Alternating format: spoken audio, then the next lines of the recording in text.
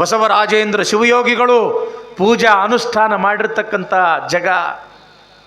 ಶಿವಬಸವರಾಜೇಂದ್ರ ಮಹಾಶಿವಯೋಗಿಗಳು ನಿತ್ಯವೂ ಕೂಡ ತ್ರಿಕಾಲ ಅನುಷ್ಠಾನವನ್ನು ಮಾಡಿ ತಮ್ಮ ತಪಸ್ಸಿನ ಬಲದಿಂದ ಈ ಕ್ಷೇತ್ರವನ್ನು ಪವಿತ್ರ ಮಾಡ್ಯಾರಂತ ತಿಳ್ಕೊಂಡು ಈ ಮಠದ ಅಂಗಳದ ಆ ಮಣ್ಣನ್ನು ಕೂಡ ನೀವು ಹಣಿಗೆ ಹಚ್ಕೊಳ್ತೀರಿ. ಯಾಕೆ?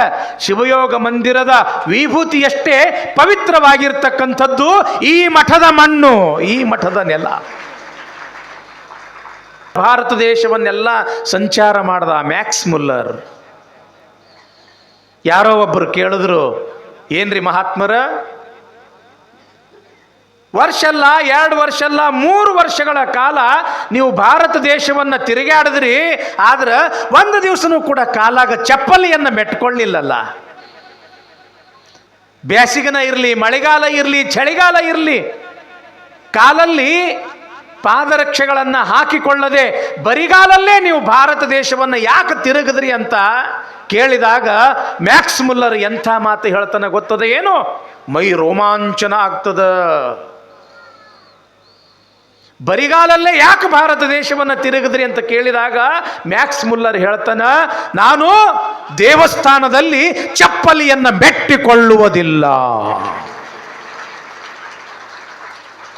ಇಡೀ ಭಾರತ ದೇಶ ನನ್ನ ಪಾಲಿಗೆ ದೇವಸ್ಥಾನ. ನೋಡಿ, ಇಲ್ಲಿ ಗುಡ್ಡದ ಬಸವರಾಜೇಂದ್ರ ಶಿವಯೋಗಿಯ ಮಠ ಅದ ಅಂತಂದ್ರೆ ನಮ್ಮ ಪಾದರಕ್ಷೆಗಳನ್ನು ನಾವು ಅಷ್ಟು ದೂರ ಬಿಟ್ಟು ಬರ್ತೀವಿ. ಯಾಕೆ? ಇದೊಂದು ಪವಿತ್ರ ಸ್ಥಾನ. ಮ್ಯಾಕ್ಸ್ ಮುಲ್ಲರ್ ಹೇಳ್ತಾನೆ, ಇಡೀ ಭಾರತ ದೇಶವೇ ನನ್ನ ಪಾಲಿಗೆ ದೇವಸ್ಥಾನ. ಅದಕ್ಕೆ ನಾನು ಈ ದೇವಸ್ಥಾನದಲ್ಲಿ ಚಪ್ಪಲಿಯನ್ನು ನಾನು ಮೆಟ್ಟಿಕೊಳ್ಳಲಿಲ್ಲ. ಇಂಥ ಪವಿತ್ರವಾಗಿರ್ತಕ್ಕಂಥ ಸ್ಥಾನ ಭಾರತ ದೇಶ. ಸ್ವಾಮಿ ವಿವೇಕಾನಂದರು ಭಾರತ ಅಂತಂದ್ರೇನು, ಹಿಂದೂ ಧರ್ಮ ಅಂತಂದ್ರೇನು, ಹಿಂದೂಗಳು ಏನು ಅಂತ ತಿಳ್ಕೊಂಡು ಈ ದೇಶದ ಮಹತ್ವವನ್ನು ಸಾರಲಿಕ್ಕೆ ಅಮೇರಿಕಕ್ಕೆ ಹೋದರು. ಶಿಕಾಗೋ ಪಟ್ಟಣದಲ್ಲಿ ಅದ್ಭುತವಾಗಿರ್ತಕ್ಕಂಥ ಭಾಷಣವನ್ನು ಮಾಡಿದ್ರು. ಯಾವಾಗ ಇಡೀ ಅಮೇರಿಕ ಎಲ್ಲ ಸಂಚಾರ ಮಾಡಿ ಭಾರತ ದೇಶದ ಗುಣಗಾನವನ್ನು ಮಾಡಿ ಭಾರತೀಯ ಸಂಸ್ಕಾರ ಸಂಸ್ಕೃತಿಯನ್ನು ಅಮೇರಿಕನ್ನರಿಗೆ ತಿಳಿಸಿ ಯಾವಾಗ ಮರಳಿ ಭಾರತಕ್ಕೆ ಬಂದರು, ವಿಮಾನದಿಂದ ಇಳಿದ್ರು, ಸ್ವಲ್ಪ ಹಿಂಗ ದೂರ ಬಂದು ಆ ಭಾರತ ದೇಶದ ಆ ಮಣ್ಣನ್ನು ಹಿಂಗ ಬೊಗಸೆಯೊಳಗೆ ತುಂಬಿಕೊಂಡು ಹಿಂಗ ತಲೆ ಮ್ಯಾಲ ಸುರುಕೊಂಡ್ರಂತ ಸ್ವಾಮಿ ವಿವೇಕಾನಂದರು. ಅಲ್ಲಿರ್ತಕ್ಕಂಥ ಪತ್ರಕರ್ತರು ಕೇಳಿದ್ರಂತ, ಏನ್ರಿ ವಿವೇಕಾನಂದ್ರೆ, ಬೊಗಸೆ ತುಂಬ ಮಣ್ಣು ತುಂಬಿಕೊಂಡು ತಲೆ ಮ್ಯಾಲ ಯಾಕೆ ಸುರುಕೊಂಡ್ರಿ? ಆವಾಗ ವಿವೇಕಾನಂದರು ಹೇಳಿದ್ರಂತ, ನಾನು ಅಮೇರಿಕಕ್ಕೆ ಹೋಗಿದ್ದೆ, ಅದು ಭೋಗಭೂಮಿ, ಅದು ಭೋಗಭೂಮಿ, ಸಂಪತ್ತಿನ ಭೂಮಿ. ಅಲ್ಲಿ ಇರ್ತಕ್ಕಂಥ ಸಂಸ್ಕಾರ ಸಂಸ್ಕೃತಿಯನ್ನು ನೋಡಿ ನೋಡಿ ಮನಸ್ಸು ಮೈಯೆಲ್ಲ ಹೊಲಸಾಗಿ ಬಿಟ್ಟಿತ್ತು. ಆದರೆ ನನ್ನ ಭಾರತ ದೇಶ ಇದು ಭೋಗಭೂಮಿ ಅಲ್ಲ, ಇದು ಯೋಗ ಭೂಮಿ. ಇಲ್ಲಿ ಅನೇಕ ಶರಣರು, ಸಂತರು, ಮಹಾತ್ಮರು, ಶಿವಯೋಗಿಗಳು ಅವತಾರವನ್ನು ಎತ್ತಿ ಜಪ ತಪ ಪೂಜೆ ಅನುಷ್ಠಾನದಿಂದ ಈ ಭಾರತದ ನೆಲವನ್ನು ಅತ್ಯಂತ ಪವಿತ್ರ ಮಾಡಿದ್ದಾರೆ. ಅದಕ್ಕೆ ಈ ನೆಲದ ಮಣ್ಣನ್ನು ನನ್ನ ಮೈ ಮೇಲೆ ಯಾಕೆ ನಾನು ಸುರುಕೊಂಡೆ ಅಂತಂದ್ರೆ, ಅಪವಿತ್ರ ಆಗಿರ್ತಕ್ಕಂಥ ಈ ಶರೀರ ಮತ್ತೆ ಪವಿತ್ರ ಆಗಲಿ ಅನ್ನೋ ದೃಷ್ಟಿಯಿಂದ. ಅಂಥ ಒಂದು ಪವಿತ್ರ ಮಣ್ಣಿನಲ್ಲಿ ನಾವು ನೀವು ಬದುಕಕತ್ತೀವೇನಿಲ್ಲ ತಂಗಿ. ಕ್ಯಾಡ್ಗಿಗೆ ಬಂದ ಕೂಡಲೇ ಮಠಕ್ಕೆ ಬರ್ತೀರಿ, ಆ ಮಠದ ನೆಲವನ್ನು, ಆ ಅಂಗಳದ ನೆಲವನ್ನು ಹೆಂಗ ಕೈ ಮೊಟ್ಟೆ ಹಿಂಗೆ ಹಣ್ಣಿಗೆ ಹಚ್ಕೋತೀರೇನಿಲ್ಲ? ಯಾಕೆ? ಅದಕ್ಕೆ ಇಲ್ಲಿ ಶಿವಯೋಗಿಗಳು, ಸಂತರು, ಮಹಾತ್ಮರು ಜನಿಸಿ ಇಂಥ ಮಣ್ಣನ್ನು ಪವಿತ್ರ ಮಾಡ್ಯಾರ. ಅದಕ್ಕೆ ಆಕಾಶ ಮಾರ್ಗದಲ್ಲಿ ಇರತಕ್ಕಂಥ ನಂದೀಶ ಬೇರೆ ಯಾವ ದೇಶಕ್ಕೂ ಕೂಡ ಹೋಗಲಿಲ್ಲ. ಅತ್ಯಂತ ಪವಿತ್ರವಾಗಿರ್ತಕ್ಕಂಥ ಈ ಭರತ ಭೂಮಿಗೆ ಬಂದರು. ಇಡೀ ಭಾರತ ದೇಶದಲ್ಲಿಯೇ ಅತ್ಯಂತ ಪವಿತ್ರವಾಗಿರ್ತಕ್ಕಂಥ ನಾಡು ಯಾವ ನಾಡು ಹೇಳ್ರಿ? ನಮ್ಮ ಕರುನಾಡು. ಕನ್ನಡಕ್ಕಾಗಿ ಕೈ ಎತ್ತು, ನಿನ್ನ ಕೈ ಕಲ್ಪವೃಕ್ಷವಾಗುತ್ತದೆ ಅಂತಾರೆ ಕುವೆಂಪು ಅವರು. ಕನ್ನಡಿಗರು ಅಂತಂದ್ರ ಅಷ್ಟೊಂದು ಒಳ್ಳೆಯವರು. ಸಾಧುಂಗೆ ಸಾಧುವಂ. ನೋಡ್ರಿ ಎಷ್ಟು ಅದ್ಭುತವಾಗಿ ಹೇಳ್ತಾರೆ ಅವರು. ಕಪ್ಪೆ ಅರಭಟ್ಟನ ಶಾಸನದಲ್ಲಿ ಬರ್ತದೆ, ಸಾಧುವಂಗೆ ಸಾಧುವಂ ಮಾಧುರ್ಯಂಗೆ ಮಾಧುರ್ಯಂ ಬಾದಿಪ್ಪ ಕಲಿಗೆ ಕಲಿಯುಗ ವಿಪರೀತನ್ ಮಾಧವನೀತನ್. ಕನ್ನಡಿಗರು ಅಂತಂದ್ರೆ ಸಾಮಾನ್ಯರಲ್ಲ, ಅಷ್ಟೇ ಸಾತ್ವಿಕರು. ಯಾರಿಗೆ? ಸಾತ್ವಿಕರಿಗೆ ಸಾತ್ವಿಕರು. ಸಾಧುವಿಂಗೆ ಸಾಧುವಂ. ಮಾಧುರ್ಯಂಗೆ ಮಾಧುರ್ಯಂ.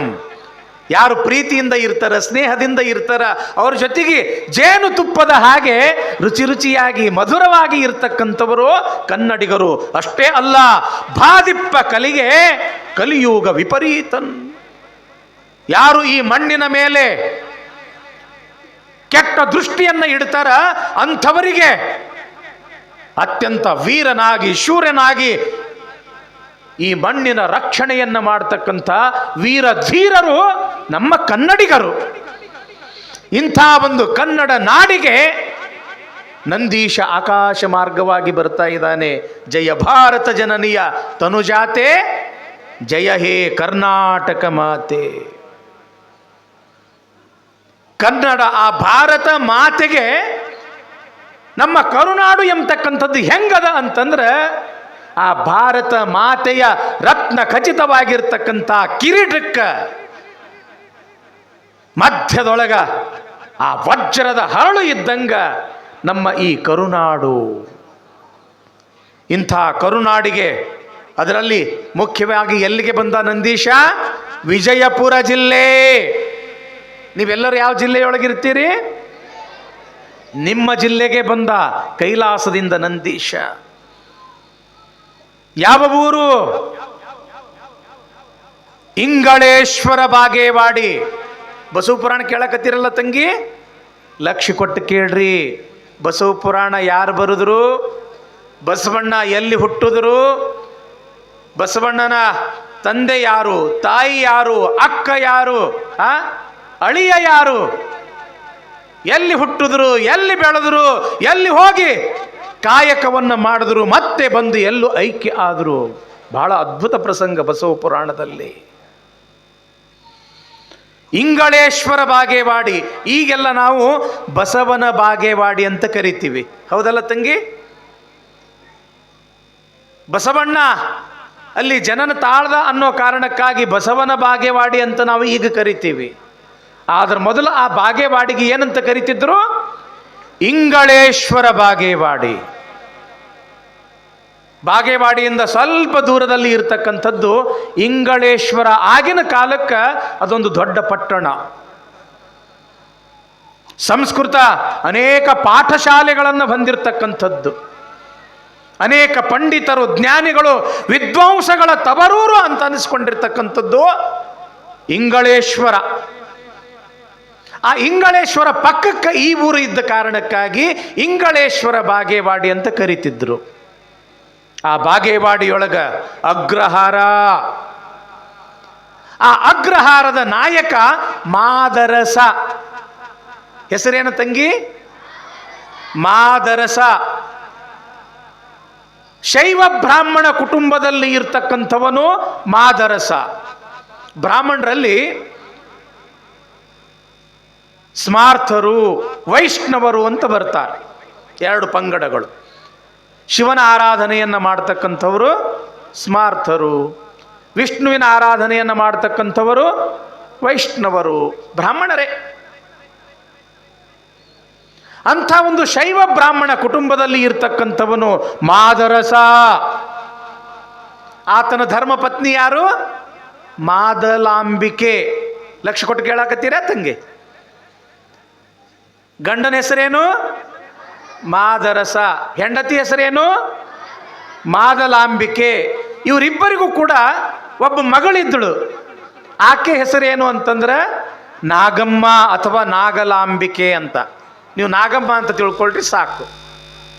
ಬಹಳ ಒಳ್ಳೆಯವರು, ಬಹಳ ಧರ್ಮವಂತರು, ಬಹಳ ಆಚಾರವಂತರು, ಬಡವರು, ದೀನ ದಲಿತರು, ಕಂಡ್ರೆ ಬಹಳ ಅಂತಂದ್ರೆ ಬಹಳ ಅಂತಃಕರಣ ಇದ್ದಿರ್ತಕ್ಕಂಥ ಪುಣ್ಯವಂತ ದಂಪತಿಗಳಿವರು. ಹೆಂಗೆ ಇದ್ರು ಅಂತಂದ್ರೆ ಒಂದೇ ನಾಣ್ಯದ ಎರಡು ಮುಖ ಇದ್ದಂಗೆ ಇದ್ರು. ಅಷ್ಟು ಅಪರೂಪ ಇದ್ರು, ಅಷ್ಟು ಪ್ರೀತಿಯಿಂದ ಇದ್ರು, ಅಷ್ಟು ಧರ್ಮವಂತರಾಗಿ ಇದ್ರು ಮಾದರಸ ಮಾದಲಾಂಬಿಕೆ. ಆದ್ರೆ ಅವರ ಜೀವನದೊಳಗೆ ಎಲ್ಲ ಇತ್ತು, ಸಿರಿ ಸಂಪತ್ತು, ಆಸ್ತಿ, ಅಂತಸ್ತು, ಅಧಿಕಾರ ಎಲ್ಲ ಇತ್ತು. ಒಂದೇ ಒಂದು ಕೊರತೆ ಇತ್ತು. ಏನದು? ವಂಶ ಉದ್ಧಾರಕ್ಕಾಗಿ ಒಂದು ಗಂಡು ಮಗು ಇದ್ದಿದ್ದಿಲ್ಲ. ಮನ್ಯಾಗ ನೋಡ್ರಿ, ಎಷ್ಟೇ ಹೆಣ್ಣು ಹುಟ್ಟರು ಕೂಡ ಒಂದು ಗಂಡು ಆದ್ರೆ ಚಲೋ ಇರ್ತಿತ್ತು ಅಂತೀರೇನಿಲ್ಲ? ಈಗ ಗಂಡು ಮಕ್ಕಳಿಗಿಂತ ಹೆಣ್ಮಕ್ಳು ಚಲೋ, ಎರಡು ಮಾತಿಲ್ಲ. ಯಾಕೆ? ಮುಂದೆ ನಿಮಗೆ ಯಾರು ನೋಡ್ತಾರೆ? ಗಂಡು ಮಕ್ಕಳು ನೋಡ್ತಾರೆ, ಹೆಣ್ಮಕ್ಳು ನೋಡ್ತಾರೆ. ಈಗ ಹೆಣ್ಮಕ್ಳ ನೋಡಾಕತ್ತಾರ, ಗಂಡು ಮಕ್ಕಳು ಏನಿಲ್ಲ, ಮದುವೆ ಆಗಿದ್ದ ತಡ ವರ್ಷ 70 ಹೋಗೇ ಬಿಡ್ತಾರ. ಯವ ಮತ್ತು ನನ್ನ ಹೆಂಡತಿ ಹಿಂಗೆ ಅನ್ನಕತ್ತಾಳ, ಮತ್ತು ನಾವು ಬೇರೆ ಇರ್ತೀವಿ. ನಿಮಗರ ಹೊರಗೆ ಹಾಕ್ತಾರ, ಅವರರ ಹೊರಗೆ ಹೋಗ್ತಾರ. ಇಂಥ ಕಾಲ ಬಂದದೇನಿಲ್ಲ. ಆದ್ರೆ ಈ ಕಡೆ ಎಲ್ಲ ಮಾತು, ನಮ್ಮ ಕಡೆ ಮಾತು ಹೇಳತ್ತೀನಿ. ಈ ಕಡೆ ಒಬ್ಬರೊಬ್ಬರು ಬೇರೆ ಆಗೋದಿಲ್ಲ. ಅತ್ತಿ ಸಸಿ ಬಹಳ ಪ್ರೀತಿಯಿಂದ ಇರ್ತೀರಿ, ಗಂಡ ಹೆಂಡತಿ ಅಂತೂ ಪ್ರೀತಿಯಿಂದ ಇದ್ದೇ ಇರ್ತೀರಿ. ಅತ್ತಿ ಮಾವನ ಹೆಂಗೆ ನೋಡ್ತೀರಿ ಅಂತಂದ್ರೆ ಪಾರ್ವತಿ ಪರಮೇಶ್ವರನ್ ನೋಡ್ದಂಗೆ ನೋಡ್ತೀರಿ. ಜಗಳ ಅನ್ನೋದ ಇಲ್ಲ. ಹೌದಲ್ಲವ? ನಗಾಕತ್ತೀರಿ ಅಂದ್ರೆ ಮತ್ತೆ ಸಂಶಯ ಬರ್ತದೆ ನನಗೆ. ಇರ್ತಾರ, ಹೌದಲ್ಲವ? ಒಟ್ಟೆ ಜಗಳ ಆಡೋದಿಲ್ಲ. ಜಗಳ ಆಡ್ತಾರೆ, ಹಂಗೆ ಅನ್ಬೇಡವ. ಮತ್ತೆ ನನಗೆ ಓಡಿಸಿ ಕಳಿಸ್ಯಾರತ್ತೀವಿ. ಏನಪ್ಪ ಬೆಳಗೇರಿ ಅಂತ ಬಂದು ಮತ್ತೆ ನಮ್ಗೆ ಬೈಯಾಕತ್ತಾನ. ಹೌದಲ್ಲ? ಬಹಳ ಪ್ರೀತಿ. ಅತ್ತಿ ಮಾವ ಅಂತಂದ್ರೆ ಬಹಳ ಪ್ರೀತಿ. ಯಾರಿಗೆ? ಮಾದಲಾಂಬಿಕೆ. ಒಂದೇ ಒಂದು ಕೊರತೆ ಏನು?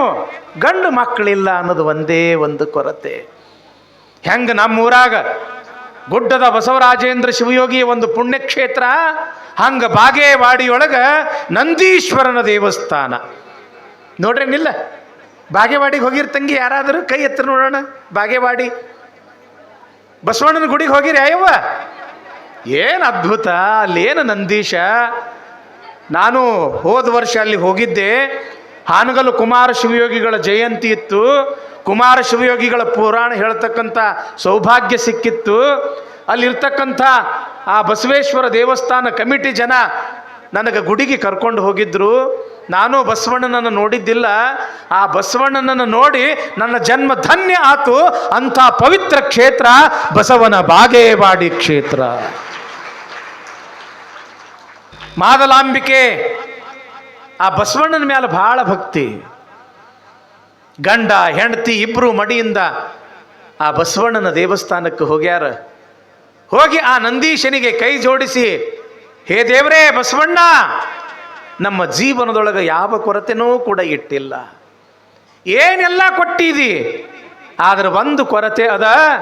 ವಂಶ ಉದ್ಧಾರಕ್ಕಾಗಿ ಒಂದು ಗಂಡು ಮಗನನ್ನು ಕೊಟ್ಟು ಕಾಪಾಡಪ್ಪ ಅಂತ ತಿಳ್ಕೊಂಡು ಗಂಡ ಹೆಂಡತಿ ಇಬ್ಬರು ಕೂಡಿ ಸಂಕಲ್ಪ ಮಾಡ್ಯಾರ. ನಂದಿ ವ್ರತ ಮಾಡಕತ್ತಾರ. ಭಾಳ ಭಯ ಭಕ್ತಿಯಿಂದ ಬಸವಣ್ಣನಿಗೆ ನಡ್ಕೊಳ್ಳಕತ್ತಾರ. ಒಂದು ದಿವಸ ಏನಾಗ್ಯದ ಅಂತಂದ್ರೆ ತಂಗಿ, ಮಾದಲಾಂಬಿಕೆ ಬಸವಣ್ಣನ ದೇವಸ್ಥಾನಕ್ಕೆ ಹೋಗಿ ನಮಸ್ಕಾರ ಮಾಡಿ ಎರಡು ಕೈಗಳನ್ನು ಜೋಡಿಸಿ ಬಸವ ಬಸವ ಬಸವಣ್ಣ ನಂದೀಶ ನಂದೀಶ ಅಂತ ತಿಳ್ಕೊಂಡು ಕಣ್ ತುಂಬಿ ಆ ಬಸವಣ್ಣನನ್ನೇ ಮನಸ್ಸಿನಲ್ಲಿ ಧ್ಯಾನಿಸುತ್ತಾ ನೋಡ್ತಾ ಇರ್ತಕ್ಕಂಥ ಸಮಯದೊಳಗೆ ಬಸವಣ್ಣನ ಬಲಭಾಗದಿಂದ ಒಂದು ಹೂವು ಕೆಳಗೆ ಬಿದ್ದು ಬಿಡುತ್ತು. ಯಾವಾಗ ಬಸವಣ್ಣನ ಬಲಭಾಗದಿಂದ ಒಂದು ಹೂವು ಬಿತ್ತೋ, ಸಾಮಾನ್ಯವಾಗಿ ನಂಬಿಕೆ ನೋಡ್ರಿ, ನಮಸ್ಕಾರ ಮಾಡುವಾಗ ದೇವರ ಬಲಭಾಗದಿಂದ ಒಂದು ಹೂವು ಅಥವಾ ಪತ್ರಿ ಬಿತ್ತು ಅಂತಂದ್ರೆ ಓಹೋ ನಮ್ಮ ಮನಸ್ಸಿನ ಸಂಕಲ್ಪ ಪೂರ್ತಿ ಆಕ್ಕೈತಿ, ನನಗೆ ದೇವ್ರ ಕೃಪಾ ಆತು, ನನಗೆ ಒಳ್ಳೇದಾಗ್ತದೆ ಅನ್ನೋದು ನಂಬಿಕೆ ಇರ್ತದೇನಿಲ್ರಿ ಬಾ. ಹಂಗೆ ಮಾದಲಾಂಬಿಕೆಗೂ ಕೂಡ ನಂಬಿಕೆ. ಯಾವಾಗ ಬಸವಣ್ಣ ಬಲಭಾಗದಿಂದ ಒಂದು ಹೂವನ್ನು ಕೊಟ್ಟ, ಅದನ್ನು ನೋಡಿರ್ತಕ್ಕಂಥ ಪೂಜಾರಿ ಅರ್ಚಕ, ಅಲ್ಲಿ ಇರ್ತಕ್ಕಂಥ ಪೂಜೆ ಮಾಡ್ತಕ್ಕಂಥ ವ್ಯಕ್ತಿ, ಅವ ಬಸವಣ್ಣ ನಿಮಗೆ ಆಶೀರ್ವಾದ ಕೊಟ್ಟನ, ಪ್ರಸಾದ ಕೊಟ್ಟನ ಅಂತ ತಿಳ್ಕೊಂಡು ಆ ಹೂವು ತಂದು ಉಡಿಯೊಳಗೆ ಹಾಕಿದ್ದೆ ತಡ ತನ್ನ ಎರಡೂ ಕಣ್ಣುಗಳಿಗೆ ಒತ್ತಿ, ಬಸವಣ್ಣ ನಿನ್ನ ಆಶೀರ್ವಾದ ಇರಲಿಪ್ಪ, ನನಗೊಂದು ಗಂಡು ಸಂತಾನ ಆಗಲಿ ಅಂತ ತಿಳ್ಕೊಂಡು ಮನಸ್ಸಿನಾಗ ಸಂಕಲ್ಪ ಮಾಡಿ ಮನೆಗೆ ಬಂದಾಳ ಯಾರು? ಮಾದಲಾಂಬಿಕೆ. ರಾತ್ರಿ ಪ್ರಸಾದ ಮಾಡಿ ಮಲ್ಕೊಂಡರ ಗಂಡ ಹೆಂಡತಿ. ಮಾರನೇ ದಿವಸ ನಸುಕಿನ ಜಾವ 3-4 ಗಂಟೆ ಆಗಿರಬಹುದು, ಕನಸು ಬಿದ್ದಾದ. ನಿಮಗೂ ಕನಸು ಬೀಳ್ತವೆ ಇಲ್ಲ? ಮುಂದೆ ಹೇಳ್ತೀನಿ. ಆ ಕನಸಿನ ಮಾತು ಭಾಳ ಮಜಾ ಅದ. ಕನಸು ಬಿತ್ತು. ಕನಸಿನೊಳಗ ಬಸವನ ಬಾಗೇವಾಡಿಯಲ್ಲಿರ್ತಕ್ಕಂಥ ಆ ನಂದೀಶ ಕನಸಿನೊಳಗೆ ಬಂದಾನ. ಆ ನಂದೀಶನೇ ಜಂಗಮ ರೂಪದಿಂದ ಬಂದಾನ. ಮೈತುಂಬ ಕಾವಿ ಬಟ್ಟಿ ಅದಾವ, ಹಣಿ ಮ್ಯಾಲ ವಿಭೂತಿ, ಕೊರಳಲ್ಲಿ ಲಿಂಗ ರುದ್ರಾಕ್ಷಿ, ಕೈಯಲ್ಲಿ ಕಮಂಡಲ ಯೋಗದಂಡ, ಪಾದದಲ್ಲಿ ಆವುಗೆ. ಯಾವಾಗ ನಂದೀಶ ಜಂಗಮ ರೂಪದಿಂದ ಬಂದು ಆ ಮಾದಲಾಂಬಿಕೆಗೆ ಹೇಳಕತ್ತನ, ಅವ್ವಾ, ಶಿವನ ಆಜ್ಞೆಯ ಪ್ರಕಾರ, ಶಿವನ ಅಪ್ಪಣೆಯಂತೆ ನಂದೀಶನೇ ನಿನ್ನ ಗರ್ಭದಲ್ಲಿ ಗಂಡು ಮಗುವಾಗಿ ಹುಟ್ಟುತ್ತನ ತಾಯಿ. ಸಾಕ್ಷಾತ್ ನಂದೀಶನೇ ನಿನಗ ಗಂಡು ಮಗುವಾಗಿ ಹುಟ್ಟುತ್ತಾನ. ಅವನಿಗೆ ಬಸವಣ್ಣ ಅಂತ ಹೆಸರಿಡ್ಬೇಕವ್ವ. ಏನಂತ ಇಡ್ಬೇಕು? ಬಸವಣ್ಣ ಅಂತ ಹೆಸರಿಡ್ಬೇಕವ್ವ ಅಂತ ತಿಳ್ಕೊಂಡು ಹೇಳಿ ಏನು ಮಾಡ್ದ ಅಂತಂದ್ರೆ, ಆ ಜಂಗಮ ಮತ್ತೆ ನಂದೀಶನ ರೂಪವನ್ನು ತಾಳಿ, ಆ ನಂದೀಶ ನಂದೀಶ ಏನಾತು? ಪೂರ್ತಿ ಬೆಳಕಾಗಿ ಆ ಒಂದು ಜ್ಯೋತಿಯ ರೂಪದೊಳಗೆ ಈ ಮಾದಲಾಂಬಿಕೆಯ ಗರ್ಭವನ್ನು ಪ್ರವೇಶ ಮಾಡ್ದಂಗಾತು. ಗೊತ್ತಾತ್ರಿವ ನಾ ಹೇಳೋದು?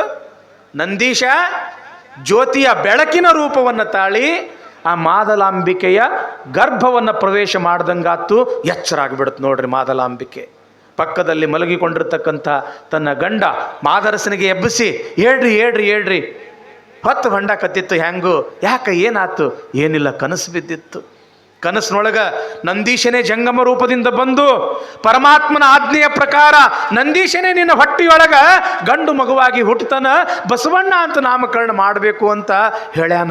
ಭಾಳ ಚಲೋ ಆತು ಅಂತ ತಿಳ್ಕೊಂಡು ಗಂಡ ಹೆಂಡತಿ ಮತ್ತಷ್ಟು ಭಾಳ ಭಕ್ತಿಯಿಂದ ಆ ಬಾಗೇವಾಡಿಯ ಬಸವಣ್ಣನಲ್ಲಿ ಶ್ರದ್ಧೆಯನ್ನು ಇಟ್ಟರು. ಕನಸು ಸುಳ್ಳಾಗಲಿಲ್ಲ. ಮುಂದೆ ಮಾದಲಾಂಬಿಕೆ ಗರ್ಭವನ್ನು ಧರಿಸಿದಳು. 3 ತಿಂಗಳಾತು, 6 ತಿಂಗಳಾತು, 7 ತಿಂಗಳಾತು. 7 ತಿಂಗಳಾದ ಕೂಡಲೇ ಏನು ಶುರು ಆದು? ಬಯಕೆಗಳು ಶುರು ಆದು. ಎಂಥ ಬಯಕೆಗಳು ಇರ್ತಾವೆ ಹೇಳ್ರಿ? ಅದು ತಿನ್ನಬೇಕು, ಇದು ತಿನ್ನಬೇಕು. ಹಿಂದಕ್ಕೆ ನಮ್ಮ ಹೆಣ್ಮಕ್ಳು ಏನು ತಿಂತಿದ್ರು? ಹಸನು ಮಾಡುವಾಗ ಮಣ್ಣಿನ ಹೆಂಟಿ ಬಂದರು ಗುಳುಮ್ಮ, ಹೌದಲ್ಲ? ಅದನ್ನು ತಿಂದು ಏನು ತಿಂದರೂ ಸಮಾಧಾನ ಆಗೋದಿಲ್ಲ. ಅವಾಗ ಬೇಕಂತ ಬಯಕೆ ಬುತ್ತಿ ಅಂತ ಮಾಡ್ತಾರನಿಲ್ಲ ತಂಗಿ? ಬಯಕೆ ಬುತ್ತಿ ಯಾಕೆ? ಆ ಸಮಯದೊಳಗೆ ಅದನ್ನು ತಿನ್ನಬೇಕು, ಇದನ್ನು ತಿನ್ನಬೇಕು ಅಂತ ತಿಳ್ಕೊಂಡು ಬಯಕೆಗಳಾಗ್ತಿರ್ತಾವೆ. ಹೊಟ್ಟೆಯಲ್ಲಿ ಮಗು ಬೆಳೀತಾ ಇರ್ತದ. ಆ ಮಗುವಿಗೆ ಹೆಚ್ಚಿಗೆ ಶಕ್ತಿಯನ್ನು ತುಂಬಬೇಕಾಗಿರ್ತದೆ. ಅದಕ್ಕೆ ಒಳ್ಳೊಳ್ಳೆ ಆಹಾರಗಳು ತಿನ್ನಿಸ್ಬೇಕು ಗರ್ಭಿಣಿಯರಿಗೆ ಅಂತ ಹೇಳ್ತಾರೆ, ಹೌದಲ್ಲ? ಮನೆಗೆ ಕರ್ಕೊಂಡು ಹೋಗಿ ಊಟ ಮಾಡಿಸ್ತೀರೇನಿಲ್ರೇವ ನೀವು? ಇಲ್ಲಿ ಮಾದಲಾಂಬಿಕೆಗೂ ಕೂಡ ಬಯಕೆಗಳು ಶುರು ಆದವು. ಎಂಥ ಬಯಕೆಗಳು? ಶಿವಭಕ್ತಿಯನ್ನು ಮಾಡಬೇಕು, ಶಿವಜ್ಞಾನವನ್ನು ಕೇಳಬೇಕು, ಶಿವವ್ರತವನ್ನು ಮಾಡಬೇಕು, ಶಿವ ಭಜನೆಯನ್ನು ಮಾಡಬೇಕು, ಶಿವಚಿಂತನೆಯನ್ನು ಮಾಡಬೇಕು, ಶಿವಾನುಭವವನ್ನು ಕೇಳಬೇಕು ಅಂತ ತಿಳ್ಕೊಂಡು ಇಂಥ ಬಯಕೆಗಳು ಶುರುವಾದವು. ಯಾಕೆ? ಹೊಟ್ಟೆಯೊಳಗೆ ಹುಟ್ಟತಕ್ಕಂಥ ಮಗು ಅಂತಿಂತವನಲ್ಲ, ಸಾಕ್ಷಾತ್ ನಂದೀಶ. ಇಂಥ ಒಳ್ಳೊಳ್ಳೆ ಬಯಕೆಗಳು ಶುರುವಾದವು. ಯಾವಾಗ ಆ ಒಂದು ಸೀಮಂತ ಕಾರ್ಯವನ್ನು ಮಾಡಿದ್ರೋ, ಮಾದಲಾಂಬಿಕೆ ಎಲ್ಲಿಗೆ ಬಂದಳು? ತನ್ನ ತವರೂರಾಗಿರ್ತಕ್ಕಂಥ ಇಂಗಳೇಶ್ವರ. ನೋಡ್ರಿ, ಮಾದಲಾಂಬಿಕೆ ತವರೂರು ಯಾವುದು?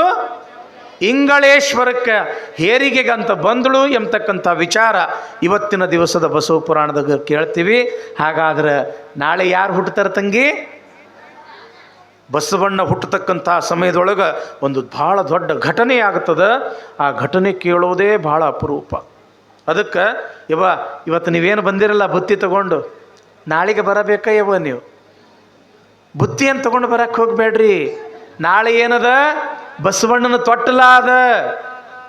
ಬಸವಣ್ಣನಿಗೆ ತೊಟ್ಟಲದೊಳಗೆ ಹಾಕಿ ಬಸವಣ್ಣನ ಕಿವಿಯೊಳಗ ಬಸವಣ್ಣ ಬಸವಣ್ಣ ಕುಟ್ಟುಟ್ಟು ಕುರ್ರಂತ ನಾಮಕರಣ ಮಾಡಕ್ಕೆ ಬರ್ಬೇಕ್ರಿವ ನೀವೆಲ್ಲರೂ. ಬರ್ತೀರಿ? ಜೋರಾಗಿ ಚಪ್ಪಾಳೆ ತಟ್ಟಿ ನೋಡೋಣ. ನಿಮ್ಮ ಮನೆಯಾಗ ಮಕ್ಕಳಿಗೆ ನಾಮಕರಣ ಮಾಡು ಪುಣ್ಯ ನಿಮ್ಗೆಲ್ಲರಿಗೂ ಸಿಗ್ತದ, ಇಲ್ಲ ಅಂತಲ್ಲ. ಆದ್ರೆ ವಿಶ್ವಗುರು ಜಗದ್ಗುರು ಅಣ್ಣ ಅಪ್ಪ ಬಸವಣ್ಣನಿಗೆ ತೊಟ್ಟಿಲೊಳಗೆ ಹಾಕಿ ಬಸವಾ ಬಸವ ಅಂತ ನಾಮಕರಣ ಮಾಡು ಪುಣ್ಯ ಯಾರಿಗೆ ಸಿಗ್ತದ ತಂಗಿ? ಅದಕ್ಕೆ ನಾಳೆಗೆ ಸುತ್ತಮುತ್ತ 10 ಹಳ್ಳಿಗೆ ಫೋನ್ ಮಾಡಿ ಹೇಳ್ಬೇಕು ನೀವೆಲ್ಲರೂ, ಬಸವಣ್ಣನ ತೊಟ್ಟಲ ಕಾರ್ಯ ಅದ ತಂಗಿ, ನೀ ಬರ್ರಿ ನೀ ಬರ್ರಿ ನೀ ಬರ್ರಿ ಅಂತ ಎಲ್ಲರಿಗೆ ಕರ್ಕೊಂಡು ಬಂದು ನಾಳೆ ಬಸವಣ್ಣನ ತೊಟ್ಟಲ ಕಾರ್ಯ ನಡೆಸ್ಕೊಡ್ತೀರವ ಎಲ್ಲರೂ? ಏನ್ರಿಪ್ಪ ಶರಣರು, ನೀವು ನಡೆಸ್ಕೊಡ್ತೀರೇನ್ರಿಪ್ಪ? ನಾಳೆ ಎಲ್ಲರೂ ಕೂಡಿ ಬಸವಣ್ಣನ ತೊಟ್ಟಲ ಕಾರ್ಯಕ್ರಮ ಮಾಡೋಣ ಎಂಬತಕ್ಕಂಥ ಮಾತನ್ನು ಈ ಸಂದರ್ಭದಲ್ಲಿ ಹೇಳ್ತಾ, ಇವತ್ತು ಭುಯ್ಯಾರ ಮತ್ತು ನಾಗರಹಳ್ಳಿಯಿಂದ ಬಂದಿರತಕ್ಕಂಥ ಎಲ್ಲ ಸದ್ಭಕ್ತರು ತಾಯಂದರು ಬಹಳ ಭಕ್ತಿಯಿಂದ ಶ್ರದ್ಧೆಯಿಂದ ತಾವು ಬಸವ ಬುತ್ತಿಯನ್ನು ತಂದಿದ್ದೀರಿ. ಭುಯ್ಯಾರ ಅಂದ ಕೂಡಲೇ ನನ್ನ ಮಗಳ ನೆನಪು ಬರ್ತದೆ. ನಮ್ಮ ಶಿಷ್ಯ ಮಕ್ಕಳಿಗೆ ನನ್ನ